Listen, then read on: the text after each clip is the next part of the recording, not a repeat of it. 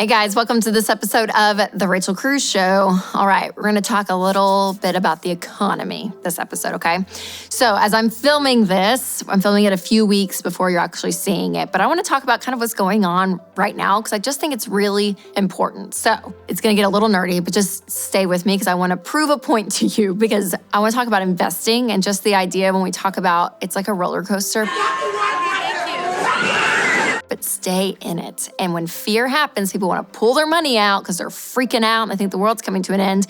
And I always tell them, don't, write it out because it's going to go back up. So let's look at that because we've had some freakouts and some fear recently. And you can start to see, oh, wow, okay, I can stay in this. So the jobs report just came out for July and it was crazy good. So many jobs were created. In fact, 528,000 jobs were created and unemployment dropped to 3.5%. So incredible, so great. Where they're even predicting that only 258,000 jobs would be created and unemployment would be at 3.6%. So we are in even a better shape than what they were predicting. And so what's funny is when the jobs report was released and everyone saw, wow, the economy actually, like, people are getting jobs and their wages are going up and unemployment's low. What happens is consumers, everyday Americans like us, are like, okay, I feel good about life. Like that's actually a good thing. That's a good sign. And so when people feel good and they feel confident, they spend money. When they're fearful, they don't spend money. And so naturally, when we talk about investing and you look at the S&P 500 or the Dow Jones, those like little graphs that you see, which is the stock market, which is where your investments are, it really is the pulse of how people feel. Because when you're confident, people start spending money.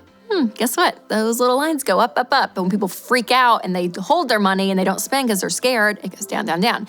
So when the jobs report released, the stock market, you guys, went all the way up to almost where we sit now at almost 34,000 points, okay? Where in June, I was sitting in this exact same seat when it was going fear, and it went down to 29,000. And people were, again, getting nervous. But I was telling you guys, don't pull your money out. Just stay in it. It's going to be okay. It's going to go back up. You'll see the market go back up eventually. We believe in the American economy enough to believe that. And sure enough, what has happened? But if you remember in June, what's fascinating is that's when the recession, people were talking about, oh gosh, the recession, because we'd find out in July if we were in a recession. Now, a recession, the actual definition is when the GDP recedes, it reduces 2 quarters in a row. So that in fact happens, even though there's debate if we're in a recession, but my textbook in Econ 101, even forever ago, that's the definition of a recession. So technically, yes, we are in a recession if you want to look at the textbook definition. But again, it's a minor recession. But when the word started floating around in June, that's when the market went because people were scared, pulling their money in, not spending. And now the jobs report releases, and you open up the app, and I'm seeing on Apple News and on my phone, and everywhere they're like, the market's gone crazy.